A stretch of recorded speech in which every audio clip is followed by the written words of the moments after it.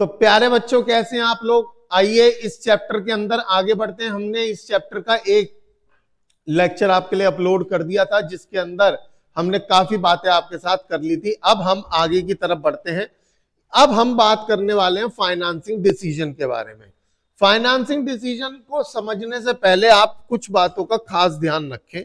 ये बड़ा इजी है, बहुत इजी है, अगर आप इस बात को पहले समझ लें। ठीक है, आओ देखते हैं क्या चीज है वो। देखो देखो, फाइनेंसिंग डिसीजन। फाइनेंसिंग डिसीजन, पहली बात, फाइनेंस हम कहां से ले सकते हैं? डेट से ले सकते हैं और एक इक्विटी से ले सकते हैं। डेट का मतलब मैंने आपको बताया है, बैंक का लोन याद रखा करो, और इक्विटी का मतलब मैंने आपको बताया है, शेयर के बारे में बात होती है। अब इन दोनों के अंदर फर्क क्या है? पैसा तो पैसा है, पर कहीं से भी ले लो ऐसा नहीं होता। डेट सस्ता पड़ता है, इसका मेरिट क्या है? ये सस्ता पड़ता है। इसका नुकसान क्या है? ये आपको रीपे करना ही पड़ेगा। यानी पैसा उधार लिया है तो आपको चुकाना ही पड़ेगा, चाहे आप कहीं से लाओ पैसा। कल आपके साथ तो मान लो उस कंपनी के साथ कोई दिक्कत परेशानी है तो कंपनी झेले अपने आप, बैंक वाला तो भैया अपना ना छोड़ने वाला। इसके अंदर मेरिट डिमेरिट क्या है? इसका मेरिट क्या है? जो इसका डिमेरिट है, ये आपको रीपे करना जरूरी नहीं होता। जरूरी नहीं होता। और नुकसान क्या है? नुकसान है ये आपको महंगा पड़ता है। अब कई बच्चे अपना दिमाग चलाने लगते हैं कि अरे ऐसी तैसी में क्या महंगा, क्या ही महंगा पड़ेगा, जब मुझे रीपे करने की जरूरत ही नहीं है तो पढ़ने दे महंगा, जब मैं चुकाऊंगा ही नहीं तो काहे का महंगा। ऐसा नहीं होता बेटे।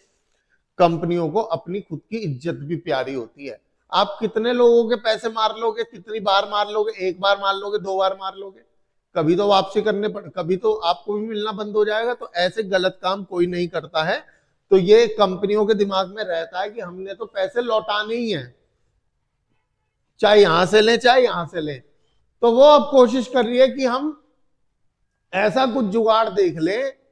तो पहली बात तो अपने दिमाग में मंशा हटा दो कि हम चुकाना नहीं चाहते पैसा, ठीक है। दूसरी बात, अब वो क्या देखेगी? अब मुझे ये सूट कर रहा है, ये सूट कर रहा है। अब बच्चा कहेगा सर ऑब्वियस सी बात है, अब तो डेट से ही पैसा लोगे, सस्ता पड़ेगा आपको। ऐसा भी नहीं है। क्यों? अब मान लो कंपनी की इच्छा तो है, मैं लौटाना चाहती हूं, लेकिन कंपनी की हालात ऐसे नहीं चल रहे हैं कि वो कोई ब्याज व्याज अभी फिलहाल पे कर सके, और पैसों की सख्त जरूरत है। तो उसको चाहते हुए भी ना चाहते हुए भी इक्विटी की तरफ जाना पड़ेगा कि महंगा पड़ रहा है, पड़ने दे कोई बात नहीं, लेकिन मुझे इनकी अर्जेंट पेमेंट तो नहीं करनी है। जब कर दूंगी करूंगी, पर जब कर दूंगी जब पैसा होगा। तो यही बात अब हम सीखने वाले हैं कि ऐसे कौन कौन से फैक्टर हैं, ऐसी कौन कौन सी बातें हैं जो हमारे को ध्यान में रखनी चाहिए बिफोर डिसाइडिंग कि हम पैसा डेट से उठाएं या इक्विटी से उठाएं। तो आइए उसके अंदर सबसे पहले चलते हैं। क्या है हमारे सामने? सबसे पहले हमारे सामने आया मेरे बच्चे कॉस्ट। कॉस्ट यानी आपको खर्च कितना आएगा। तो सीधी बात है, मैं वो सोर्स चूज करूंगा जो मुझे सस्ता पड़ेगा। इक्विटी सस्ता पड़ेगा तो इक्विटी, डेट सस्ता पड़ेगा तो debt. The cheapest source of finance should be selected, that is debt. और सस्ता क्या होता है? डेट ही होता है। The cost of debt is lower than cost of equity. Cost of debt कम होता है, कॉस्ट ऑफ इक्विटी ज्यादा होता है, यानी खर्चा इक्विटी में ज्यादा होता है।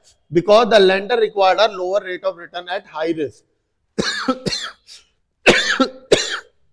Lower than the equity share holder. देखो बात को समझो, आखिर हमें इक्विटी वालों को पैसा ज्यादा देना क्यों पड़ता है? भाई वो रिस्क भी तो उठा रहे हैं।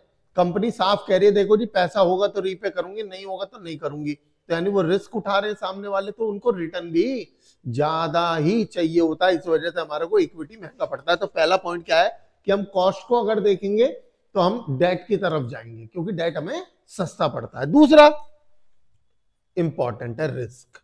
अब रिस्क क्या है, आओ पढ़ते हैं। The less risky source of finance should be preferred. जो कम रिस्की हो वो उठाओ। अब भैया डेट है रिस्की, सस्ता है पर रिस्की है, क्योंकि वो हर हाल में हमें पे करना पड़ेगा। The less risky source of finance should be preferred, that is equity. Debt is more risky for a business because the payment of interest and return of principal amount are obligatory for the business. सीधी सी बात है, date risk से भरपूर भरा हुआ होता है, क्योंकि company को हर हाल में उसकी पेमेंट करनी पड़ती है, जिससे, देखो पहला वर्ड मिल गया, जिससे कंपनी के ऊपर बढ़ जाता है फाइनेंशियल रिस्क। फाइनेंशियल रिस्क कौन सा रिस्क होता है कि अगर कोई व्यक्ति पैसा उधार लिया हुआ चुका ना सके, चुकाने में सक्षम ना हो, उस रिस्क को बोलते हैं बेटा financial risk of a company. Financial risk is the chance that a firm will fail to meet it payment obligation. लो लिख भी दिया उसने, ठीक है। आगे चलते हैं। Flotation cost. फ्लोटेशन कॉस्ट क्या होती है बेटा? फ्लोटेशन कॉस्ट का मतलब होता है वो कॉस्ट जो पैसा उठाने से पहले आपको खर्च करनी पड़ेगी। जैसे कि इक्विटी शेयर इशू करने से पहले मुझे अपनी कंपनी का बहुत सारा ऐड करवाना पड़ेगा, बहुत सारे आपको पर्चे बंटवाने पड़ेंगे, अपनी हवा बनानी पड़ेगी बाजार के अंदर। यानी कि पैसा भी उठाया नहीं है, पैसा उठाने से पहले मुझे कुछ खर्च करना पड़ेगा, उस खर्च को बोलते हैं फ्लोटेशन कॉस्ट। लेकिन लोन के केस में ऐसा कुछ नहीं है, मुझे ऐड वैड करवाना पड़ेगा, तो मैं बैंक जाके आराम से ले ही लूंगा। तो फ्लोटेशन कॉस्ट अगर आपके दिमाग में है तो आइए पढ़ते हैं। The cost of raising fund is called flotation cost. पैसा उठाने की कॉस्ट को मैं फ्लोटेशन कॉस्ट बोलता हूं। दैट इज जैसे cost of advertisement, printing, prospectus. Prospectus का मतलब होता है जब कंपनी अपने बारे में जानकारी देती है, पेपरों पे छपवाती है बहुत कुछ, ठीक है। Issue of equity involve flotation cost while loan from bank does not involve flotation cost.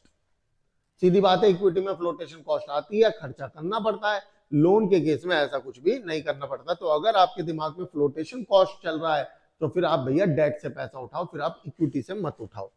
उसके बाद कैश फ्लो पोजीशन।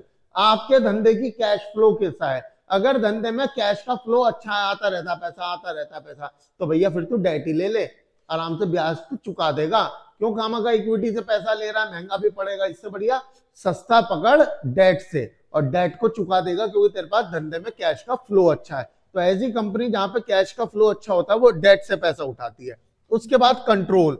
अगर आपके दिमाग में कंट्रोल को लेकर के बात चल रही है, देखिए जब भी हम शेयर इशू करते हैं तो जितने हमने शेयर बेच देते हैं उतना कंपनी के ऊपर से हमारा कंट्रोल लूज हो जाता है।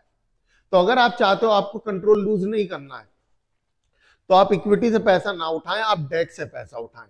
अगर आप चाहते हो ना कोई नहीं, थोड़ा बहुत कंट्रोल लूज भी हो जाएगा, तो आप डेट से पैसा मत उठाएं, फिर आप इक्विटी से पैसा उठा लें। Level of fixed operating cost, इसके ऊपर तो ना जाने कितनी केस स्टडी बन चुकी है। फिक्स्ड ऑपरेटिंग कॉस्ट का मतलब होता है ऑपरेट यानी चलाना, धंधा चलाना, कॉस्ट यानी खर्चा। धंधा चलाने में जो खर्च आता है जो कि कुछ फिक्स नेचर का है, जैसे रेंट, भैया देना ही देना है, धंधा कैसा भी हो। एम्प्लॉय की सैलरी देनी है, अगर धंधा कैसा भी हो। अगर आपके ऊपर ऑलरेडी ये वाला बर्डन बहुत ज्यादा है, हर महीने का फिक्स खर्चा ऑलरेडी आपके ऊपर ज्यादा है, तो हम आपको बिल्कुल भी रिकमेंड नहीं करेंगे कि आप डेट से पैसा उठाओ, क्योंकि डेट में आपको इंटरेस्ट देना पड़ेगा, जो कि वो भी एक फिक्स नेचर का ही होता है, आपको देना ही देना है। तो पहले ही आप दबे पड़े हुए और दबाने की, तो वो गलत है। फिर आप डेट से ना उठा के इक्विटी से पैसा उठाएं। If a business has high fixed operating cost, अगर बिजनेस की बहुत ज्यादा फिक्स्ड ऑपरेटिंग कॉस्ट है, that is high business risk. बेटा बिजनेस रिस्क क्या होता है? बिजनेस चलने ना चलने के ऊपर का रिस्क, उसको बोलते हैं बिजनेस रिस्क, ठीक है। Lower debt financing is better. तो ऐसे में लोअर डेट ही आपके लिए बेटर होता है, ठीक है बेटा। आगे चलते हैं। State of capital market. Capital market यानी शेयर मार्केट। इस समय शेयर मार्केट के क्या हाल चल रहे हैं? अगर शेयर मार्केट अभी बुल पीरियड पे है, यानी जो कि भैया बाजार में खूब हरी हरी झंडियां चल रही हैं, खूब बढ़िया बढ़िया काम हो रहे हैं, शेयर मार्केट में खूब लोग पैसा डाल रहे हैं, तो ऐसे में आप शेयर इशू कर दो, आपके इजीली बिक जाएंगे। और अगर आपको लग रहा है ना भैया इन दिनों तो पैसा निकालने का टाइम आ रहा है, लोग पैसा ज्यादातर शेयर मार्केट से निकाल रहे हैं ना कि डाल रहे हैं, तो ऐसे में आप अपने शेयर बेचना चाहोगे तो कौन खरीदेगा? वो कहेंगे भैया जो खरीद रखे हमने ऑलरेडी, हम तो उसे बेचने के मूड में बैठे, तुम कह रहे हो हमारा खरीद लो शेयर, कोई नहीं खरीदेगा आपका शेयर। तो सीधी बात है, during the period when stock market is rising, जब स्टॉक मार्केट अपने बुलिश फेज पे होती है यानी बढ़ने की फेज पे होती है, equity share are more easily sold at a higher price, तो महंगे दामों पे भी वो आराम से बिक जाता है। However, during the bearish phase, a company may opt for debt. उसके बाद टैक्स रेट, अब टैक्स रेट क्या होता है पढ़ो। सिंस देखो होता क्या है, बात को समझिएगा, चलो डायरेक्ट पढ़ो इसे। Since interest on debt is a tax deductible expense, आपने 100 रुपए कमाए, 10 रुपए का ब्याज दे दिया, 90 रुपए बचे, इस पे सरकार आपसे टैक्स लेगी, मान लो 50% टैक्स है, 45 का टैक्स ले लेगी। अब सोचो अगर आपने 100 रुपए कमाए और आपने डेट ना ले रखा हो तो ब्याज तो कुछ जाएगा ही नहीं, कमाई बची पूरी 100, सरकार 50% यानी 50 रुपए ले जाएगी आपसे। यानी कि मैं कहना क्या चाह रहा हूं कि अगर आप डेट से पैसा लेते हो, अगर आप डेट से पैसा लेते हो तो since interest on debt is a tax deductible expense, a higher tax rate make debt relatively cheaper। तो अगर भैया टैक्स का रेट बहुत हाई चल रहा है, अगर टैक्स का रेट बहुत हाई चल रहा है और आप चाहते हो हम ज्यादा टैक्स ना दें, तो भैया ऐसे में आप पहले डेट से पैसा उठा लो ताकि आपको ब्याज देना पड़ जाए, ब्याज दे दोगे प्रॉफिट कम हो जाएगा, टैक्स का रेट बहुत हाई है, नहीं तो बहुत ज्यादा टैक्स देना पड़ेगा। तो सीधी सी बात है कि since interest on debt is a tax deductible expense, यानी इंटरेस्ट देने से टैक्स कम हो जाता है। हायर टैक्स रेट, अगर रेट इस समय बहुत तेज चल रहा है, टैक्स का रेट 70% चल रहा है, बहुत टैक्स ले रही है सरकार, तो ऐसे में मेक डेट रिलेटिवली चीपर, तो भैया आप डेट से पैसा उठाओ, hence more debt can be used। example, borrowing at 10% and tax rate is 30% mean that after tax cost of debt, ये छोड़ो आप, अभी आपके समझ नहीं आएगा, इसकी आपको जरूरत भी नहीं है, बस आप इतना ध्यान रखिए कि टैक्स, अगर टैक्स का रेट ज्यादा है, मान लो क्वेश्चन आ गया, तो आप इतना ध्यान रखिए अगर मार्केट में टैक्स का रेट ज्यादा है तो ऐसे में कंपनीज को डेट से पैसा उठाना ही ज्यादा फायदेमंद माना गया है। Okay next, fixed capital. Fixed capital का मतलब समझ लीजिए मशीन, बिल्डिंग, ये सब। अब फिक्स्ड कैपिटल में पैसा किसका ज्यादा लगेगा किसका कम लगेगा, इस पे कौन कौन से फैक्टर काम करते हैं? तो सबसे पहला फैक्टर काम करता है नेचर ऑफ बिजनेस। आपके धंधे का नेचर क्या है, क्या आप एक रिटेलर हो या आप एक मैन्युफैक्चरर हो? सीधी बात है, अगर आप एक मैन्युफैक्चरर हैं तो एक मैन्युफैक्चरर के यहाँ पे मशीन्स ज्यादा लगी हुई होती है, रिटेलर तो दुकानदार है, वहां क्या ही मशीनें लगेंगी। तो हम यहाँ पे लिखने वाले हैं कि नेचर ऑफ बिजनेस का मतलब है आपका बिजनेस का नेचर क्या है। अगर आपका बिजनेस ऐसा है जहाँ पे फिक्स्ड एसेट में यानी कि मशीन में पैसा बहुत लगाना पड़ता है, तो आपको फिक्स्ड कैपिटल में पैसा ज्यादा लगाना पड़ेगा, यानी कि इस केस में मैन्युफैक्चरर को पैसा ज्यादा लगाना पड़ेगा, रिटेलर को पैसा कम लगाना पड़ता है। उसके बाद स्केल ऑफ ऑपरेशन। अब मान लो आप भी मैन्युफैक्चरर हो, मैं भी मैन्युफैक्चरर है, अब हमारे में कंपैरिजन हो रहा है कि हम में कौन ज्यादा पैसा लगाना पड़ेगा किसको मशीनों में। तो भैया इसमें होता है आपका बिजनेस का स्केल क्या है। अगर आपका बिजनेस मेरे बिजनेस से बड़ा है तो भैया आपके यहाँ पे मशीनों में पैसा ज्यादा लगा हुआ होगा, और अगर मेरा बिजनेस आपके बिजनेस से बड़ा है तो मेरे बिजनेस में मशीनों में पैसा ज्यादा लगा हुआ होगा। चॉइस ऑफ टेक्निक, यानी प्रोडक्शन आप कैसे करते हो। देखो प्रोडक्शन करने के दो तरीके होते हैं, एक मशीनों से और एक लेबर से। अगर आपने मशीनों वाली टेक्निक चूज करी है तो भैया फिर पैसा लगाओ, खूब लगाओ, फिर तो फिक्स्ड कैपिटल आपकी लगेगी। और अगर आपने लेबर वाली टेक्निक ज्यादा यूज करी है तो फिर आप मशीन कम खरीदोगे, इस केस में आपका फिक्स्ड कैपिटल में पैसा कम लगेगा। सर फिक्स्ड कैपिटल क्या होती है? बेटा ये तो मैंने ऑलरेडी फर्स्ट लेक्चर में बता रखा, पर फिर भी एक बार आपके लिए बता दूं। फिक्स्ड कैपिटल का मतलब होता है ऐसी कैपिटल जो मैंने लगा दी है और ये लंबे समय तक अब लगी रहेगी। जैसे मशीन में पैसा लगा दिया, लग गया, और मोटा पैसा लगता है, लंबे समय के लिए लग गया, वापसी नहीं आना ये पैसा, ये तो माल बनाता रहूंगा, बेचता रहूंगा तो कुछ कमाऊंगा, पर पैसा नहीं। लेकिन जैसे मैंने माल में पैसा लगाया, पैसा उसमें भी लगाया, मैंने माल खरीदा, पर क्या माल में पैसा बहुत दिन तक फंस जाता है? नहीं सर जी, 2 दिन, 4 दिन, 5 दिन, 10 दिन, महीना भर, उसके बाद तो माल बिक जाता है, पैसा वापसी आ जाता है। तो उसको बोलते हैं बेटा वर्किंग कैपिटल, और इसको मशीन वाले को बोलते हैं बेटा फिक्स्ड कैपिटल। तो मैं अभी आपको फिक्स्ड कैपिटल के बारे में बता रहा हूं, यानी मशीनों के बारे में बता रहा हूं, कहां मशीनों में पैसा कम लगता है, कहां मशीनों में पैसा ज्यादा लगता है। Okay, next, technology upgradation. आपका धंधा किस प्रकार का है? अगर आपका धंधा ऐसा है जहां पे टेक्नोलॉजी बहुत जल्दी जल्दी अपग्रेड हो जाती है, लाइक आप मोबाइल फोन की कंपनी हो, तो भैया मोबाइल फोन कंपनी बहुत जल्दी जल्दी अपग्रेड होती रहती है, वहां पे बार बार इन्वेस्टमेंट करनी पड़ती है मशीनों में, टेक्नोलॉजी में। लेकिन मान लो आप टेक्सटाइल का बिजनेस करते हैं, यानी कपड़ों का बिजनेस करते हैं, भाई कपड़ों के बिजनेस में ऐसा नहीं है रोज मशीनें खरीद खरीद के या हर 2 महीने बाद आपको नई टेक्नोलॉजी लेके आनी पड़ती है, नहीं। मशीनों के, कपड़ों के काम में मशीनें पुरानी पुरानी भी खूब काम कर रही हैं। लेकिन भैया ये मोबाइल हो गया, कंप्यूटर हो गया, लैपटॉप हो गया, इन कंपनीज के अंदर बहुत जल्दी जल्दी अपग्रेडेशन आने की वजह से इनको बहुत जल्दी जल्दी अपनी टेक्नोलॉजी को भी अपग्रेड करना पड़ता है। आप कोई फोन लेते हो, 1 महीना होता नहीं है उसका नया मॉडल लॉन्च हो जाता है, समझ लो मेरी बात को। लेकिन आप जो कपड़े लेते हो, क्या उसका भी मॉडल लॉन्च हो जाता है? नहीं सर जी। यानी कि आप एक मोबाइल फोन कंपनी हो तो आपको वहां पे टेक्नोलॉजी में बार बार पैसा लगाना पड़ता है, इसलिए आपका फिक्स्ड कैपिटल ज्यादा लगता है। ग्रोथ प्रोस्पेक्ट, प्रोस्पेक्ट यानी भविष्य, ग्रोथ वाला भविष्य। अगर आपका ग्रोथ वाला भविष्य, आपको ग्रो करना है तो भैया आपको ब्रांचेस खोलनी पड़ेगी, आपको और नई मशीनें लगानी पड़ेंगी।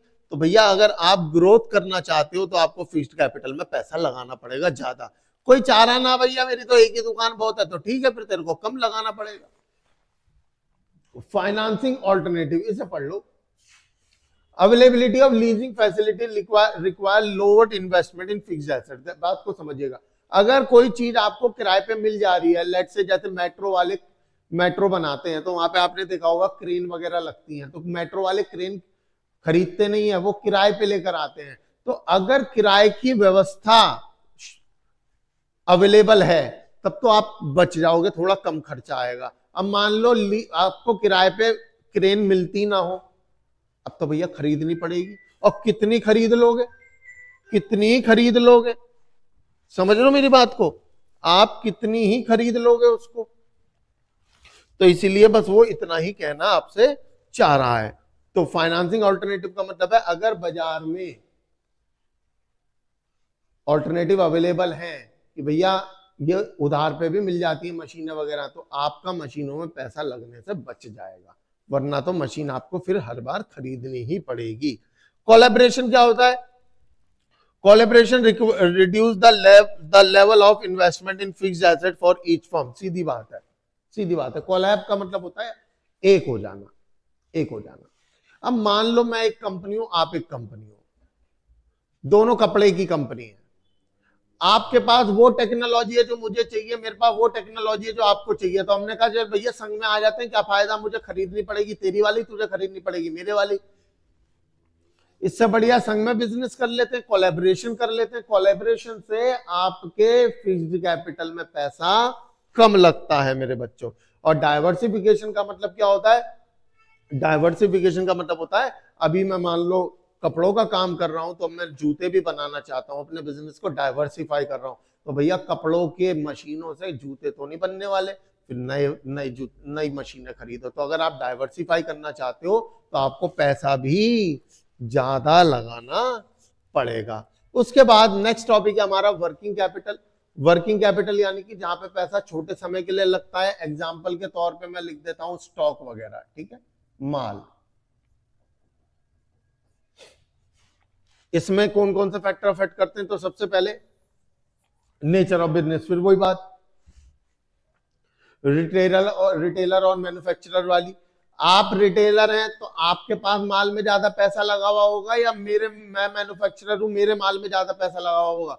सर आपका ज्यादा लगा हुआ होगा, करोड़ों रुपए लगा रखे होंगे आपने माल माल में। दुकानदार का क्या है, 1 लाख 2 लाख का माल खरीदता है, अपनी दुकान चालू, बेचता रहता है, लाता रहता है।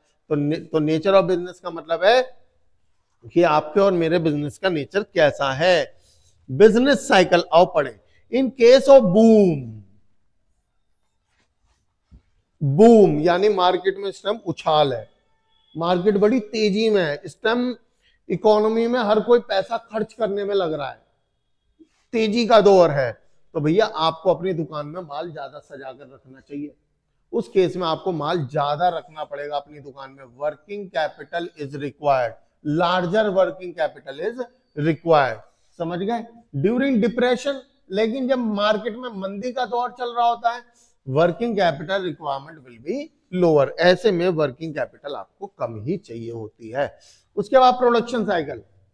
प्रोडक्शन साइकिल का मतलब क्या होता है, ध्यान से सुनो, ये टाइम गैप है किसके बीच में, आपके पास जिस दिन रॉ मटेरियल आया और आपने उसको फिनिश गुड्स में कन्वर्ट करा। मान लो आपके पास 1 जनवरी को रॉ मटेरियल आता है और माल बनने में 30 जनवरी यानी 30 दिन लग जाते हैं, तो आपका 30 दिन में तो माल बनके तैयार होता है, फिर वो बिकता है, फिर पैसा आता है, तो आप इतने दिन थोड़ी इंतजार करोगे दोबारा माल लाने के लिए, आपको पैसा ज्यादा लगाना पड़ेगा धंधे में। लेकिन मान लो मेरी प्रोडक्शन साइकिल 2 दिन की है, 1 तारीख को माल आता है, 3 तारीख को माल तैयार भी हो जाता है, ऐसा माल है मेरा, ऐसा काम है मेरा, तो भैया 3 को हो जाएगा तो जल्दी बिक जाएगा, बिक भी उसी हिसाब से जाएगा, पैसा भी जल्दी घूम के आ जाएगा। तो मुझे बार बार बिजनेस में पैसा अपनी जेब से लगाने की जरूरत नहीं है, वही घुमाता रहूंगा, वही घुमाता रहूंगा। तो कहने का मतलब क्या है मेरे बच्चों, प्रोडक्शन साइकिल कैसा है, अगर आपका प्रोडक्शन साइकिल बड़ा है, आपको समय लगता है माल को बनाने में, तो आपको अपने धंधे में पैसा ज्यादा लगाना पड़ेगा साइकिल घुमाने के लिए। और आप, मेरी प्रोडक्शन साइकिल छोटी है, तो भैया मेरा तो फटाफट से माल बन जाता है, बिक जाता है, फिर पैसा आ जाता है, मुझे बार बार पैसा लगाने की जरूरत नहीं होती है। ऑपरेटिंग एफिशिएंसी, आप अपने बिजनेस को कितने बेहतर तरीके से चला रहे हो। अगर आप अपने बिजनेस को बेहतर तरीके से चला रहे हो तो आप कभी भी अननेसेसरी स्टॉक में पैसा नहीं फंसाओगे।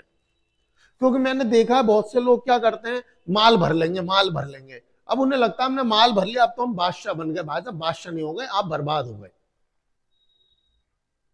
आपने देखा ही नहीं आपने माल कितने दिनों का भर लिया, अंधाधुंध बस भर लिया, अब क्या होगा, चूहे काटेंगे उसे, एक्सपायरी होगी उसकी, मान लो ट्रेंड से आउट हो गया तो तुम्हारा माल धरा रह गया।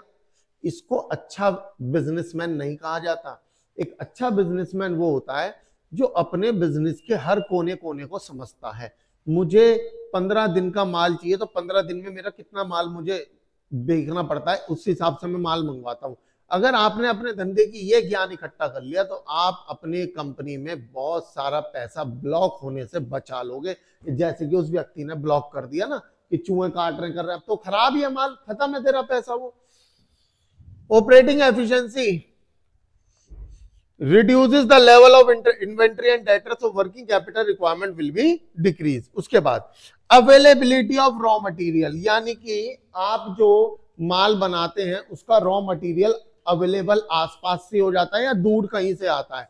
अगर वो इजीली अवेलेबल है तो भला मैं बल्क में क्यों खरीदूं, जितना जरूरत है उतना मंगवाऊंगा, फिर दोबारा मंगवा लूंगा, कौन सा हाई मार मछली है।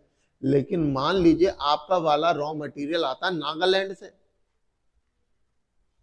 इकट्ठा ही मंगवाना पड़ेगा, समझ लो मेरी, या छोड़ो आपका आता है अमेरिका से, तो क्या ऐसा मंगवाओगे कि चले काम कर 2 किलो भेज दे। अबे 2 किलो में क्या होगा भाई, भर के मंगवा ले, क्योंकि रोज रोज अमेरिका नहीं आना जाना होगा। मेरा माल तो नोएडा से आता है, रोज जाऊंगा रोज ले आऊंगा, समझो मेरी बात को।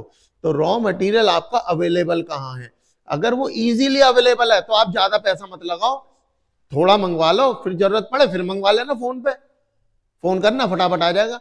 लेकिन अगर आपका इजीली अवेलेबल नहीं है तो भैया मेरे गुरुदेव आपको ज्यादा पैसा इन्वेस्ट करना पड़ेगा मेरे बच्चे। तो easy and continuous availability of raw material enabled a firm to keep lesser stock and hence work with smaller working capital। तो वो छोटे वर्किंग कैपिटल से भी काम कर सकता है अगर उसका रॉ मटेरियल बाजार में इजीली अवेलेबल होता है। तो ग्रोथ प्रोस्पेक्ट वही है, अगर आप ग्रो कर रहे हो तो पैसा ज्यादा लगेगा, माल ज्यादा रखना पड़ेगा।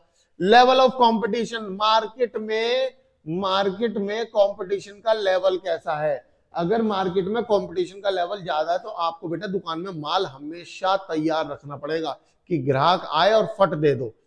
अगर आप इस पे ध्यान नहीं दोगे, कंपटीशन वैसे ही ज्यादा है, ग्राहक वैसे ही आपकी दुकान पे चढ़ने से कतरा रहा है और फिर आप माल ना दो, वो कभी आपकी दुकान पे चढ़। तो इसलिए अगर कंपटीशन का लेवल ज्यादा है तो वर्किंग कैपिटल यानी माल में ज्यादा पैसा लगाकर रखना चाहिए ताकि कस्टमर की नीड पूरी हो सके। इन्फ्लेशन यानी महंगाई का दौर चल रहा है, तो महंगाई का दौर चल रहा है तो हर चीज महंगी, आपका पैसा भी ज्यादा ही लगेगा इस केस में, सिंपल सी बात है।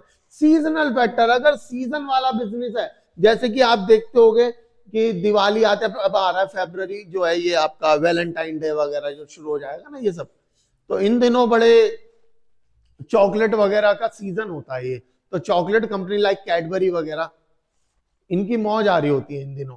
सीजनल इनका बिजनेस कैसा है बेटा, सीजनल बिजनेस है। और सीजनल बिजनेसेस के अंदर जब सीजन आता है तो उन दिनों पैसा ज्यादा लगता है, जब सीजन चला जाएगा तो पैसा कम लगेगा, सीधी बात है। क्रेडिट अलाउड, क्रेडिट अलाउड का मतलब है आप अपने डेटर को कितने समय के लिए उधार देते हो।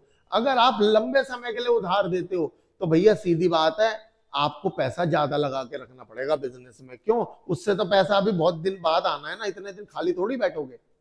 और अगर आपने पैसा उधार कम दिन के लिए, मतलब आप माल उधार कम दिनों के लिए देते हो तो पैसा जल्दी से घूम के आपके पास आ जाता है, उसी पैसे को आप धंधे में री इन्वेस्ट कर देते हो। तो क्रेडिट अलाउड ज्यादा दिन का करना, ज्यादा लंबे समय का उधार देना गलत होता है, उसमें आपके पैसे ज्यादा लगते हैं।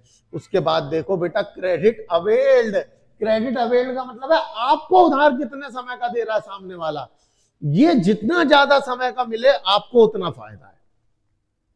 आपको 1 महीने के लिए उधार मिल जाता है, टेंशन फ्री हो गए ना, 1 महीने आपको पैसा नहीं लगाना, माल बिकेगा, आराम से बेचेंगे, 1 महीने में बिक ही जाता है माल, पैसे आते हैं, फिर पैसे दे देता हूँ, फिर 1 महीने का माल आ जाता है। और अगर दुकानदार कहे ना ना भैया 1 महीना छोड़ो, अगले दिन पैसे चाहिए, तो माल तो आपने आज खरीद लिया, पैसे आपको अगले ही दिन देने हैं, तो माल थोड़ी अगले दिन बिक जाएगा। बैठे रहो, माल का इंतजार करो बिकने के लिए, बिकने के लिए, जब बिकेगा तब पैसा आएगा, फिर देखेंगे।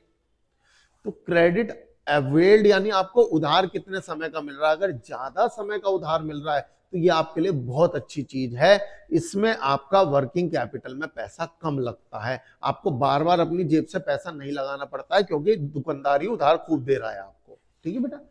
उसके बाद स्केल ऑफ ऑपरेशन, आपका बिजनेस किस स्केल पे है, किस लेवल पे। अगर बड़े लेवल पे है तो आपको पैसा भी ज्यादा लगाना पड़ेगा, अगर छोटे लेवल पे तो माल में पैसा भी कम लगाना पड़ेगा। तो this is all about this chapter मेरे बच्चों, फाइनेंशियल मैनेजमेंट। इसको पढ़ो, इसकी एक रिवीजन लो, बार बार पॉइंट्स को पढ़ो, इससे आपको बहुत हेल्प मिलेगी। चैप्टर बहुत इजी है, ये पूरी बुक बहुत इजी है जो मैं पढ़ा रहा हूं। इसके बाद हम अब नेक्स्ट चैप्टर उठाएंगे, उसकी वीडियो जल्दी अपलोड होगी, आप इसे keep revising. See in the next class, take care, good bye, Radhe Radhe बच्चों।